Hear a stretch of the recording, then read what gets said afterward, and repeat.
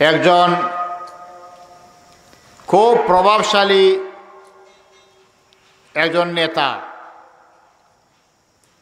আগের যুগে বড় লোকেরা যখন চলাফেরা করত ঘোড়ার উপর সওয়ার হয়ে এবং সাথে আরও অনেক লোকের বহর থাকত, তো বিরাট মাফের নেতা উনি যখন রাস্তা দিয়ে বের হয়েছেন, সাথে আরও অনেক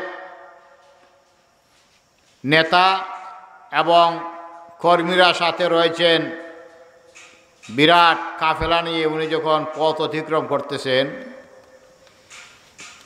তো আমরা নিজেদেরকে কিভাবে ভুলে যাই একথাটাই আপনাদেরকে বোঝাতে যাচ্ছি। তো সামন দিক থেকে আরেকজন সাদাসিধা লোক, দরবেশ টাইপের একজন মানুষ, সাধারণ একজন মৌলবী দেখা যাচ্ছে, উনি সামনের দিক থেকে আসতেছেন। এদিকে নেতার বিরাট বহর নিয়ে উনি সামনের দিকে অগ্রসর হচ্ছেন, আর সামন দিক থেকে একজন সাধারণ দরবেশ রাস্তা দিয়ে আসতেছেন। তো রাস্তা যখন একে অন্যকে অতিক্রম করতেছেন, তখন নেতা দরবেশ সাহেবকে আহ্বান করে বলতেছেন, হেই মিয়া দরবেশ সাহেব দাঁড়াও। জি জনাব, কি হয়েছে? যে তুমি আমাদের সম্মুখ দিয়ে অতিক্রম করে যাচ্ছ, অথচ এই এলাকায় এমন কোনো মানুষ নাই যেই লোকটা আমার সামনে পড়ার পরে আমাকে সালাম করে না, আমার প্রতি শ্রদ্ধা নিবেদন না করে রাস্তা অতিক্রম করে, এমন কোনো লোক আমি কোনো দিন দেখি নাই। তোমার এত বড় দুঃসাহস, আমার সামনে দিয়ে রাস্তা অতিক্রম করে যাচ্ছ, অথচ আমাকে কোনো সালামও করলে না, একটু শ্রদ্ধা নিবেদনও করলে না। দরবেশ সাহেব বললেন যে জনাব, আমি তো আপনাকে চিনতে পারি নাই, আপনার পরিচিতি আমার জানা ছিল না। আমি যদি জানতাম আপনি এলাকার সবচেয়ে সম্মানিত মানুষ, আপনার কথা এই এলাকার মানুষ উঠে বসে আপনার অঙ্গুলি হেলনিতে অনেক কিছু হয়, এমন যদি আমি জানতাম তাহলে নিশ্চয় আপনাকে আমি সালাম করতাম, শ্রদ্ধা করতাম। আপনার পরিচিতি আমার জানা ছিল না বিদায় আমি হয়তো আপনাকে যথাযথ সম্মান প্রদর্শন করতে পারিনি। তো নেতা আবার বললেন ধমক দিয়ে, হে দরবেশ শোনো, আমি এলাকার সবচেয়ে প্রভাবশালী মানুষ, আমি যা ইচ্ছা তাই করতে পারি, আমার কথার উপর কথা বলার সাহস এতদিন চলে আজকে পর্যন্ত কারো হয়নি। দরবেশ সাহেব এই ব্যক্তির নিজের পক্ষ থেকে যে গুনগুন কীর্তন উনি গাইতেছিলেন খুব মনোযোগ দিয়ে শুনলেন। শোনার পরে এই নেতাকে দরবেশ সাহেব বললেন যে জনাব, আপনার যে দীর্ঘ পরিচিতি আমার সামনে আপনি উপস্থাপন করেছেন তা তো শুনলাম, তবে আপনার আরেকটি পরিচয় আমার কাছে রয়েছে। একথা বলতেই এলাকার সবচেয়ে সম্মানিত মানুষ ওনার ব্রেইনে আসলো যে দরবেশ একটু আগে আমাকে বলল যে সে আমার সম্পর্কে জানে না, আমার সম্পর্কে তার কোনো ধারণা নাই, এখন আবার বলতেছে আমার সম্পর্কে আমার পরিচিতি সে জানে, বিষয়টা কি? তো উনি একটু রাগ করে বলতেছে, দরবেশ শোনো, আমার সম্পর্কে এখন তুমি বললে কিছুই জানো না, আবার বলতেছো আমার সম্পর্কে তোমার আলাদা কিছু পরিচিতি আছে, তাহলে বলো তো দেখি তুমি আমার সম্পর্কে কি জানো? তখন দরবেশ সাহেব বলেছিলেন যে সাহেব, আপনি অনেক চক্করাঙ্গি আমার সাথে কথা বলেছেন, আপনার ক্ষমতার দাপট আমার সামনে আপনি উপস্থাপন করেছেন, আপনার সম্পর্কে আমাকে অনেক জ্ঞান দিয়েছেন, কিন্তু আপনার সম্পর্কে আমি যা জানি, আপনার পরিচয়টুকু আমি আমার ভাষায় তুলে ধরব ইচ্ছে করেছি, যদি আপনি সুযোগ দেন। তখন এই ব্যক্তি আবার বললেন যে জি দরবেশ সাহেব, আপনি যখন আমার সম্পর্কে কিছু বলতে চাইছেন বলেন, দেখি আপনি কি জানেন আমার সম্পর্কে।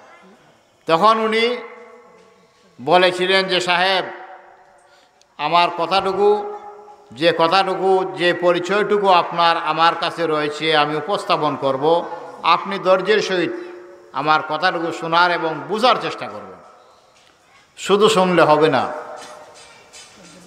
ওই ব্যক্তি বলল, আরে সাদাসিধা লোক, দরবেশ মানুষ, কথাবার্তার ঢং তো আবার খুব গভীরের মনে হচ্ছে। তখন তিনি বললেন যে ঠিক আছে, আপনি আপনার বাসায় আমার সম্পর্কে কি জানেন বলেন। তখন এই দরবেশ বলেছিলেন, আউয়ালুকা নুতফাতুন কাজিরা। হে নেতা, আপনি আপনার সম্পর্কে আমার সামনে আপনার যে পরিচিতিটুকু এত সময় উপস্থাপন করেছেন, এছাড়াও আমার কাছে আপনার যে পরিচিতি জানা রয়েছে সেটা হচ্ছে আউয়ালুকা নুতফাতুন কাদিরা। আপনি আজকে যত বড় দাপটওয়ালা নেতাই হন না কেন, আপনি যত বড় লোকই হন না কেন, আপনি যত পয়সাওয়ালাই হন না কেন, আপনার যতই ক্ষমতার দাপট থাকুক না কেন, একদিন কিন্তু এই সমস্ত কিছুই আপনার ছিল না। আউয়ালুকা নুতফাতুন কাদিরা, আপনি একসময় ছিলেন অপবিত্র পানি, এবং অপবিত্র পানির থেকে আপনার সূচনা হয়েছিল। একথা শুনে এলাকার সবচেয়ে নামিদায়ী মানুষ উনি ওনার মাথা একটু নিচু করে দিলেন, বললেন, দরবেশ আর কি জানো আমার সম্পর্কে বলো। তখন তিনি বললেন, ও আখিরু কাজিফাতুম মাজিরা। হে নেতা, আপনি আপনাকে যত বড় করেই আমার সামনে উপস্থাপন করেন না কেন, আপনার প্রথম পরিচিতি আমি বললাম নুতফাতুন কাদিরা, অপবিত্র পানি, আর আপনার শেষ পরিণতি সম্পর্কে আপনাকে আমি অবহিত করতে চাই। আপনার পরিচিতি শেষ পরিণতি হবে আপনার বিগলিত লাশ। আর আজকের যে বর্তমান সময়, যেই সময়টাকে নিয়ে আপনি গর্ববোধ করছেন, যেই ক্ষমতা এবং অর্থের অহমিকায় আপনি আমার সামনে আপনার দাপট দেখাচ্ছেন, এই সময়টা হচ্ছে ওয়ান্তা বাইনা যালিকা তাহমিলুল আজিরা। বর্তমান সময়ে আপনি প্রস্রাব এবং পায়খানার ট্যাঙ্কি বহন করে চলছেন। নেতা এই পরিচিতিটুকু শুনে একদিকে রাগও হচ্ছে, অন্যদিকে আবার যখন গভীরভাবে চিন্তা করছে তখন তার মস্তক অবনত হয়ে আসছে। শেষ পর্যন্ত বলতেছে যে, হে দরবেশ, আমি অত্র এলাকায় যুগ যুগ ধরে অত্যন্ত দাপটের সহিত চলাফেরা করে আসছি। আমার সামনে যারা যখন আসে, যে নেতারা আসে, যে কর্মীরা আসে, আমার শুধু গুণগান এবং গুণ কীর্তন করে আমার প্রশংসায় সবসময় তারা পঞ্চমুখ থাকে। অথচ এই যে কথাটুকু তুমি আমার সামনে এখন উপস্থাপন করলে এবং আমার যে পরিচিতিটুকু তুমি আমার সামনে তুলে ধরলে, বাস্তবিকই আমি আমার সম্পর্কে সম্পূর্ণ জাহেল এবং গাফেল ছিলাম, এবং আমার আশপাশের লোকগুলো আমাকে দম্ভ এবং অহমিকার সাগরে নিমজ্জিত থাকতে সহায়তা করেছে।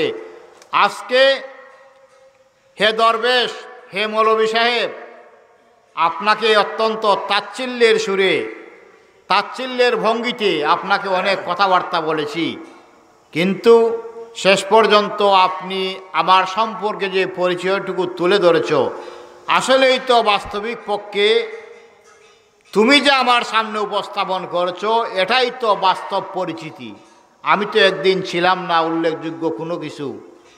বর্তমান সময়ে আমার যতই দাপট এবং ক্ষমতা থাকুক না কেন, আমার ভিতরে প্রস্রাব এবং পায়খানা ছাড়া আর কি আছে। আর শেষ পর্যন্ত একদিন বিগলিত লাশ হয়ে কবরের মধ্যে নিঃশেষ হয়ে যাব, এটাই তো বাস্তব পরিচিতি। এই জন্য আল্লাহ পাক রব্বুল আলামিন হযরতে আদম আলাইহিস সালাম থেকে নিয়ে বিশ্বনবী মুহাম্মদ আরবি সাল্লাল্লাহু আলাইহি সাল্লাম পর্যন্ত লক্ষাধিক আম্বিয়া কেরাম এর মাধ্যমে, আসমানি কিতাবসমূহের মাধ্যমে আমাদেরকে আমাদের সত্যিকারের পরিচয় এবং আমাদের দুনিয়ার ক্ষণস্থায়ী জীবনের হকিকত আমাদের সামনে উপস্থাপন করেছেন, যাতে করে আমরা এই পৃথিবীর ক্ষমতা পেয়ে অর্থ এবং সম্পদের অহমিকায় নিমজ্জিত হয়ে যাতে করে আমরা আল্লাহকে ভুলে না যাই, পরকালকে ভুলে না যাই, এবং আমাদেরকে যে আবার রব্বুল আলামিনের সামনে দাঁড়াতে হবে একথা ভুলে না যাই। সর্বশেষ মুহাম্মদ আরবি সাল্লাল্লাহু আলাইহি ওয়াসাল্লাম, যিনি আপনার নবী, আমার নবী, বিশ্ব নবী, যে নবীর পরে আর কোনো নবী কিয়ামতের আগ পর্যন্ত আসবেন না।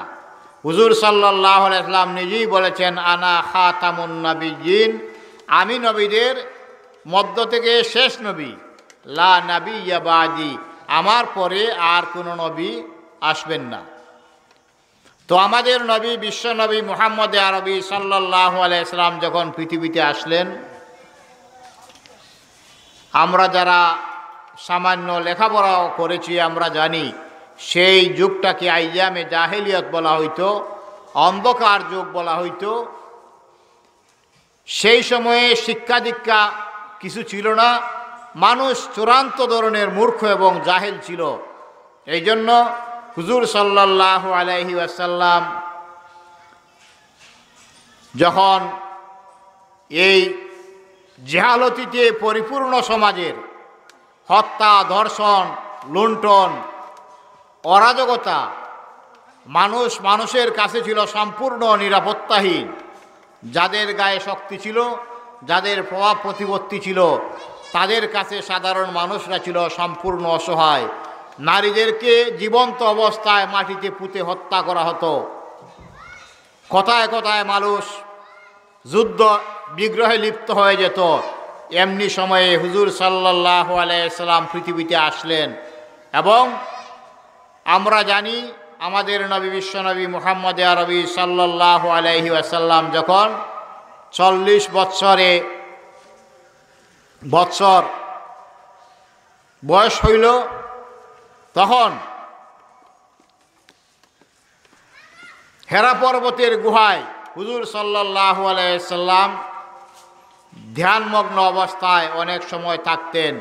এক পর্যায়ে হুজুর সাল্লাল্লাহু আলাইহি ওয়াসাল্লাম নবুয়ত প্রাপ্ত হন।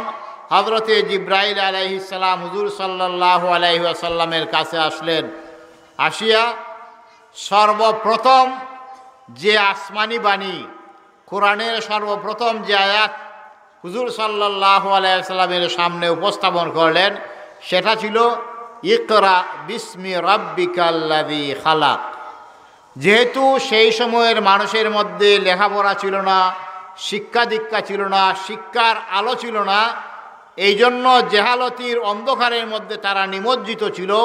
তাই সর্বপ্রথম হযরতে জিবরাইল আলাইহিস সালাম লৌহে মাহফুজ থেকে কোরআনের আয়াত নিয়ে আসলেন। ইকরা, হে নবী আপনি পাঠ করুন, বিসমি রাব্বিকাল্লাযী খালাক, সেই প্রভুর নামে যিনি তোমাকে সৃষ্টি করেছেন।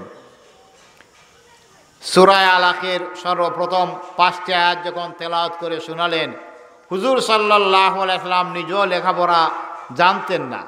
হুজুর সাল্লাল্লাহু আলাইহি ওয়াসাল্লাম জিবরাইলকে বললেন যে মা আনা বিকারিন, আমি তো লেখাপড়া জানি না, সুতরাং আমি এগুলো পড়ব কী করে। শেষ পর্যন্ত জিবরাইল আলাইহিস সালাম যখন হুজুরের বুকে ধরে হুজুরকে ছাপ দিয়ে আলিঙ্গন করলেন, তারপর হুজুর সাল্লাল্লাহু আলাইহি ওয়াসাল্লাম পড়লেন ইকরা বিসমি রাব্বিকাল্লাযী খালাক, এবং এটাই হুজুর সাল্লাল্লাহু আলাইহি ওয়াসাল্লামের কাছে ওহী অবতীর্ণের সূচনা। এবং এই সূচনার আয়াতেই হুজুর সাল্লাল্লাহু আলাইহি ওয়াসাল্লামকে এবং বিশ্ববাসীকে শিক্ষার প্রতি উৎসাহিত করা হচ্ছে, যে জেহালতির অন্ধকারকে দূরীভূত করতে হলে শিক্ষার আলো অন্তরে লালন করতে হবে। সুতরাং হে নবী মুহাম্মদ সাল্লাল্লাহু আলাইহি সাল্লাম, ইকরা বিসমি রাব্বিকাল্লাযী খালাক, তোমার প্রভুর নামে পাঠ করো যিনি তোমাকে সৃষ্টি করেছেন। তো আমরা দেখতে পাই যে জেহালতিপূর্ণ সমাজ ছিল, মানুষের মধ্যে ন্যায় অন্যায়ের কোনো ভেদাভেদ ছিল না, মানুষের মধ্যে সত্য মিথ্যার কোনো পার্থক্য ছিল না। মানুষ যে যেভাবে ইচ্ছা সেভাবেই চলাফেরা করত। কাবাঘরের মধ্যে তারা 360টা দেবতাকে রেখে তার পূজা করত। কেউ হুবলের পূজা করত, কেউ অন্য আরেক দেবতার পূজা করত। এমনিভাবে তারা পূজা অর্চনার মধ্যে নিমজ্জিত ছিল। এবং হুজুর সাল্লাল্লাহু আলাইহি ওয়াসাল্লাম পৃথিবীতে আসলেন, নবুয়ত প্রাপ্ত হলেন। তারপর যখন মানুষকে আল্লাহর দিকে, তাওহীদের দিকে আহ্বান করলেন, ধীরে ধীরে আবু বকর সিদ্দিক রাদিয়াল্লাহু আনহু, হযরতে খাদিজা রাদিয়াল্লাহু তাআলা আনহা প্রথম ইসলাম গ্রহণ করলেন। পর্যায়ক্রমে আবু বকর রাদিয়াল্লাহু আনহু সহ কিছু সংখ্যক লোকেরা, কিছু সংখ্যক সৌভাগ্যবান ব্যক্তিবর্গ ইসলামের সুশীতল ছায়াতলে আসলেন। ধীরে ধীরে যখন কোরআনের আলো তাদের মধ্যে প্রবেশ করতে শুরু করলো, তখন যেই যুগটাকে আইয়ামে জাহেলিয়াত হিসাবে চিহ্নিত করা হয়েছিল, সেই যুগটাই সোনালী যুগে, স্বর্ণযুগে পরিণত হয়ে গেল একমাত্র কোরআনের শিক্ষা এবং হুজুর সাল্লাল্লাহু আলাইহি ওয়াসাল্লামের দীক্ষার মাধ্যমে। তাই আজকের পৃথিবী, আমরা যখন সর্বদিক থেকে অশান্তির সাগরে নিমজ্জিত, গোটা পৃথিবীর কোথাও সুখ শান্তি নাই, শান্তি নামক জিনিসটা যেন আমাদের কাছ থেকে হারিয়ে গেছে। এই সময়ে যদি সকল যুগের মানুষই কিন্তু শান্তির প্রত্যাশী থাকে, কিভাবে আমি আমার ফ্যামিলিকে নিয়ে শান্তিতে থাকতে পারি, রাষ্ট্রের যারা কর্ণধার তারা চায় কিভাবে আমার দেশটাকে সুখে শান্তিতে ভরে দিতে পারি, বিশ্বমুরল যারা তারা চায় দুনিয়াটাকে শান্তি উপহার দিবে, কিন্তু তাদের নিজস্ব চিন্তা চেতনা এবং তাদের নিজস্ব ফর্মুলায় শান্তিকে এখন পর্যন্ত নাগালের ভিতরে নিয়ে আসতে কেউই সক্ষম হয়নি। এই জন্য আল্লাহ পাক রব্বুল আলামিন যেভাবে আইয়ামে জাহেলিয়াতের যুগে কোরআনের শিক্ষার মাধ্যমে, হুজুর সাল্লাল্লাহু আলাইহি ওয়াসাল্লামের তরিকার মাধ্যমে সেই যুগকে সোনালী যুগে রূপান্তরিত করতে সক্ষম হয়েছিলেন, কিয়ামত আগ পর্যন্ত, কিয়ামত আসার আগ পর্যন্ত সময়ের জন্য হুজুর সাল্লাল্লাহু আলাইহি ওয়াসাল্লামের আনিত ধর্ম ইসলাম এবং কোরআন এবং হুজুরের আদর্শকে ব্যতি রেখে কোনো অবস্থায় আমরা শান্তি লাভ করতে সক্ষম হব না। এই জন্য আজকের অশান্ত বিশ্ব, সব দিক থেকে অর্থনীতি, সমরনীতি, টাকা পয়সার দিক থেকে অনেক দেশ অনেক উন্নত, কিন্তু শান্তি এবং সুখ নাগালের বাহিরে। আর যার যা ইচ্ছা তাই করতেছে।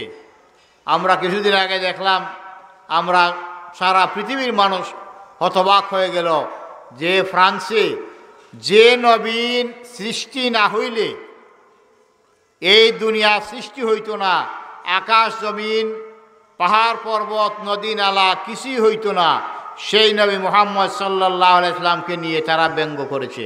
এবং পৃথিবীর ইতিহাসে সর্বপ্রথম রাষ্ট্রীয় মদদে এবং রাষ্ট্রীয়ভাবে বিশ্বনবী মুহাম্মদ সাল্লাল্লাহু আলাইহি সাল্লামকে ব্যঙ্গ করা হয়েছে, অবমাননা করা হয়েছে। সারা পৃথিবী যখন তার বিরুদ্ধে সোচ্চার, এবং কেনই বা হবে না, যেহেতু হুজুর সাল্লাল্লাহু আলাইহি ওয়াসাল্লাম শেষ নবী, তারপরে আর কোনো নবী আসবেন না, এবং হুজুর সাল্লাল্লাহু আলাইহি ওয়াসাল্লামের আনিত ধর্মই একমাত্র ধর্ম, যে ধর্মের প্রতি আল্লাহ পাক রব্বুল আলামিনের সন্তুষ্টির ঘোষণা এসেছে। হুজুর সাল্লাল্লাহু আলাইহি ওয়াসাল্লামের প্রতি আল্লাহ পাক রব্বুল আলামিন কোরআনের ঐশী বাণী নাজিল করে এই ঘোষণা দিয়েছেন যে আল ইয়াউমা আকমালতু লাকুম দীনাকুম, আমি আজকে দিনকে পরিপূর্ণ করে দিলাম, ওয়া আতমামতু আলাইকুম নি'মাতি, এবং আমি আমার নিয়ামতকে পরিপূর্ণ করে দিলাম, ও রাজিতু লাকুমুল ইসলাম দীনা, এবং ইসলাম ধর্মের উপর আমি আমার সন্তুষ্টির ঘোষণা দিলাম। এই জন্য এই দ্বীনে ইসলামের মধ্যেই শান্তি, দ্বীনে ইসলামের ভিতরেই স্বস্তি, দ্বীনে ইসলামের ভিতরেই নিরাপত্তা নিহিত রয়েছে। এই জন্য আল্লাহ পাক রব্বুল আলামিন অন্য এক আয়াতে বলেছেন ফালিয়াবুদু রাব্বা হাযাল বাইত, এই ঘরের প্রভু যিনি, তার ইবাদত তোমরা করো, তার বন্দেগী করো, তার উপাসনা করো। আল্লাযী আত'আমাহুম মিন জু', যিনি তোমাদেরকে ক্ষুধার্ত অবস্থায় আহার দান করেন, এবং আমানাহুম মিন খাউফ, যখন তোমরা ভয়ের মধ্যে, তোমরা যখন অশান্তির মধ্যে নিমজ্জিত থাকো, নিরাপত্তাহীনতায় যখন ভুগো, তখন তিনি তোমাদেরকে নিরাপত্তা প্রদান করে থাকেন। এই পৃথিবীতে একদিন ছিলাম না, আবার সেই দিন বেশি দূরে নয় যখন আমরা এই পৃথিবীতে থাকবো না। আমাদের আগেও কোটি কোটি মানুষ পৃথিবীতে যুগে যুগে এসেছেন, আবার চলে গেছেন। এই আসা যাওয়ার ধারাবাহিকতায় আমরা বর্তমান পৃথিবীতে অবস্থান করছি। আবার এক সময় আমরা চলে যাব। মহান রব্বুল আলামিন আমাদেরকে এই পৃথিবীর আশরাফুল মখলুকাত মানুষ হিসাবে সৃজন করেছেন। মৌলানা রুমি রহমতুল্লাহ আলাইহির ভাষায় মানাবুদেম ওয়াতাকাযা মানাবুদ, আমরা এই পৃথিবীতে ছিলাম না এবং আসার জন্য আমরা মহান মালিকের কাছে কোনো দরখাস্ত পেশ করি নাই। লুৎফে তু না গুফতাই মা মিশনুদ, বরং মহান রব্বুল আলামিন তার নিজ দয়াগুণেই আমাদেরকে এই পৃথিবীতে আশরাফুল মখলুকাত মানুষ করে প্রেরণ করেছেন। আরেক কবি বলেন ইনসানিয়ত দাদাই বাদাসা মুসলমা করদাই, আয় খুদা কুরবা শুয়ম কে ইহসা বর ইহসা করদাই। মানব কুলে জন্মদান করার পরে আবার মুমিন হিসাবে আমাদেরকে আল্লাহ কবুল করেছেন। এটা আল্লাহ পাক রব্বুল আলামিনের আরেকটি বিরাট বড় নিয়ামত।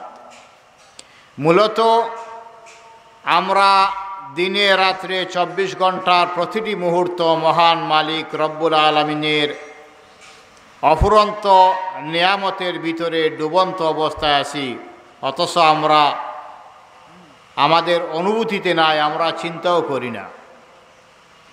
এই জন্য আল্লাহ বলেন ওয়াইন তাউদ্দু নি'মাতাল্লাহি লা তুহসুহা, আল্লাহর যে অগণিত অসংখ্য নিয়ামতরা যে আমরা সর্বক্ষণ উপভোগ করতেছি, যদি আমরা তা গণনা করতে শুরু করি লা তুহসুহা, আমাদের গণনা করে শেষ করা সম্ভব হবে না।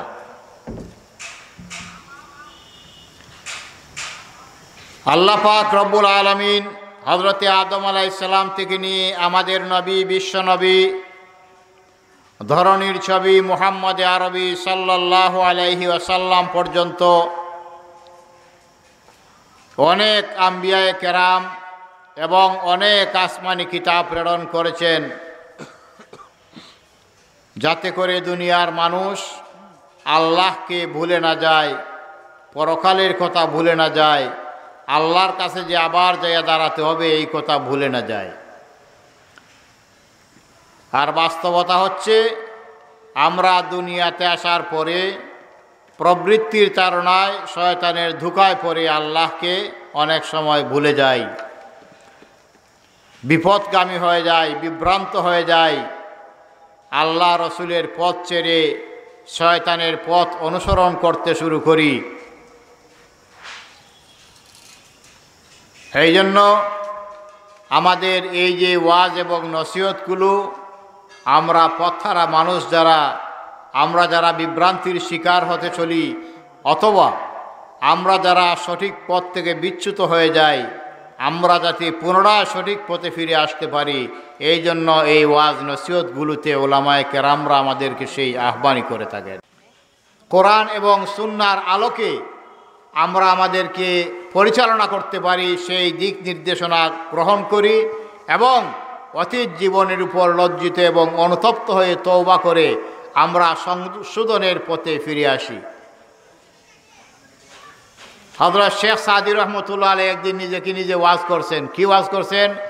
40 সালে উমর আজিজত গুজশত মিজাজে তুয়াজ হালে তিফলি না গশত। হে সাদি, তুমি তো ফারস্যের নামজাদা কবি, সারা পৃথিবীতে তোমার খ্যাতি রয়েছে, কিন্তু তুমি তো বিভ্রান্তির মধ্যে রয়েছো। 40 সালে উমর আজিজত গুজশত, তোমার জীবনের মূল্যবান অংশ 40টা বছর অতিবাহিত হয়ে গেছে। মিজাজে তুয়াজ হালে তিফলি নাগশ, তোমার তো ছোটবেলার অভ্যাসের এখনো পরিবর্তন হয় নাই। সুতরাং তুমি তোমার নিজের জীবনের পরিবর্তন করো, তোমাকে ভালো পথে নিয়ে আসো। তাই আজকে আমাদের যে এই সুবর্ণ সুযোগ, ওলামায়ে কেরামদের কাছ থেকে মূল্যবান কথাবার্তা শুনে আমরা মানবিক গুণাবলীতে নিজেদেরকে যদি তৈরি করতে পারি, নিজেদেরও কল্যাণ হবে, সমাজের উপকার হবে, দেশ এবং রাষ্ট্র উপকৃত হবে। আমরা দুনিয়া এবং আখিরাতে নিজেদেরকে সফল মানুষ হিসাবে কিভাবে যেভাবে গঠন করতে হয়, এইভাবে আমরা আজকের এই ওয়াজ থেকে যদি আমরা পাতুয়া সংগ্রহ করি, ইনশাআল্লাহ দুনিয়া এবং আখিরাত আমাদের কামিয়াব হবে। আল্লাহ পাক রব্বুল আলামিন আমাদের সবাইকে আজকে তওবার নিয়তে, নিজেদেরকে পরিশুদ্ধ করার নিয়তে বসার এবং আমলের নিয়তে ওয়াজ ও নসিহত শোনার তৌফিক দান করুন।